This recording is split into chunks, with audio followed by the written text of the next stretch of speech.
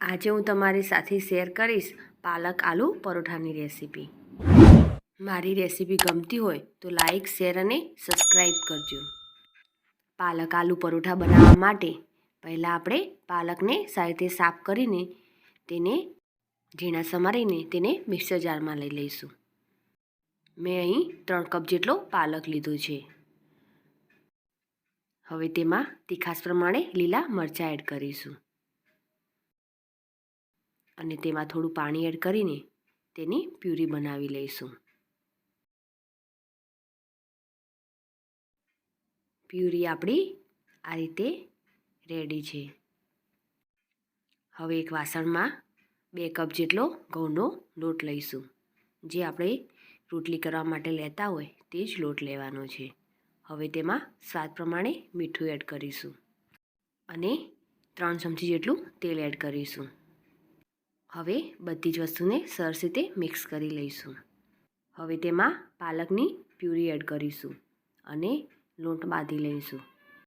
જરૂર પડે તેમ થોડી તેમાં એડ કરીશું। લોટ આપણે બહુ સોફ્ટ નહીં અને બહુ કઠણ પણ નહીં, તેવો મીડિયમ આપણે લોટ બાંધીશું। ફરી થોડી પ્યુરી એડ કરીને લોટ બાંધી લઈશું। લોટ બંધાઈ ગયો છે। હવે તેના પર થોડું તેલ એડ કરીશું અને તેને મસળી લઈશું। હવે લોટને ઢાંકીને આપણે અડધો કલાક માટે રેસ્ટ આપીશું। હવે સ્ટફિંગ માટે બટાકાનો મસાલો બનાવી લઈશું। તો તેના માટે મેં 7 નંગ બટાકાને બાફ્યા હતા, તેને હવે મેશ કરી લઈશું। બટાકા ઠંડા થઈ જાય પછી તેને મેશ કરી લેવા। હવે તેમાં સ્વાદ પ્રમાણે મીઠું એડ કરીશું। બટાકા બાફતી વખતે તેમાં એડ કર્યું હતું। હવે તેમાં ધાણા જીરું પાવડર એડ કરીશું અને લાલ મરચું પાવડર એડ કરીશું। 2 ચમચી જેટલા સફેદ તલ એડ કરીશું। 1 ચમચી જેટલો ચાટ મસાલો એડ કરીશું અને 1 ચમચી આમચૂર પાવડર એડ કરીશું। 1 ચમચી જેટલો ગરમ મસાલો એડ કરીશું। હવે 2 નંગ ડુંગળી અને લીલા મરચાંને ચોપ કર્યા હતા તેને પણ તેમાં એડ કરીશું। હવે બધી જ વસ્તુને સરસ રીતે મિક્સ કરી લઈશું।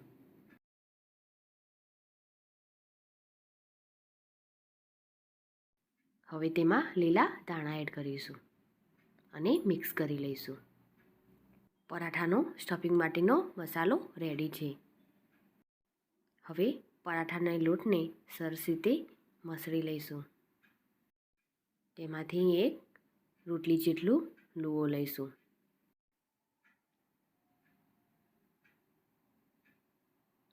તેના પર થોડો લોટ લગાવીને તેની રોટલી વણી લઈશું।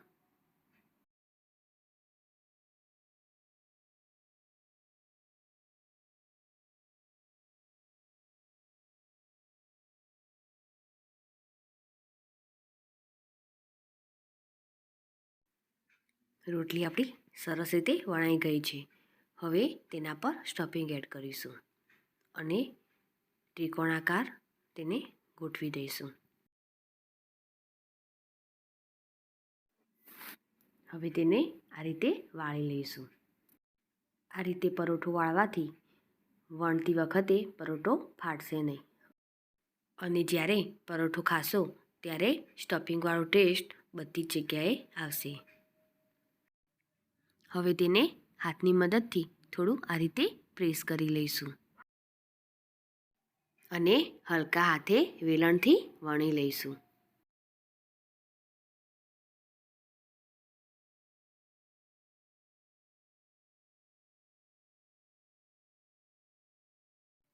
પરોઠો આપણો રેડી છે। હવે તેને આપણે શેકી લઈશું।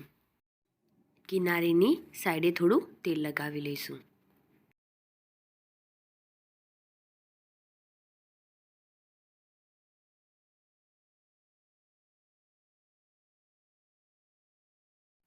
હવે તેની સાઈડ ચેન્જ કરીશું અને બંને સાઈડ સરસ રીતે શેકી લઈશું।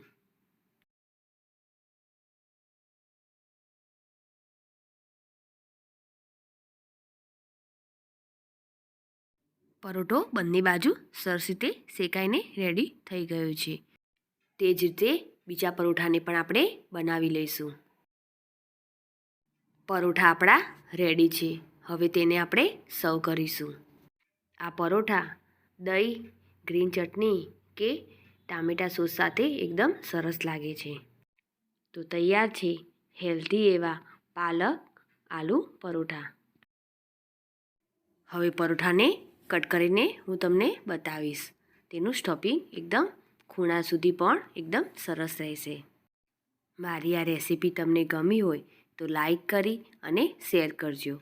સાથે જ મારી ચેનલ સબસ્ક્રાઈબ કરી બાજુ આપેલ બેલ આઇકન પ્રેસ કરજો, જેથી નવી રેસીપીના અપડેટ તમને મળતા રહે.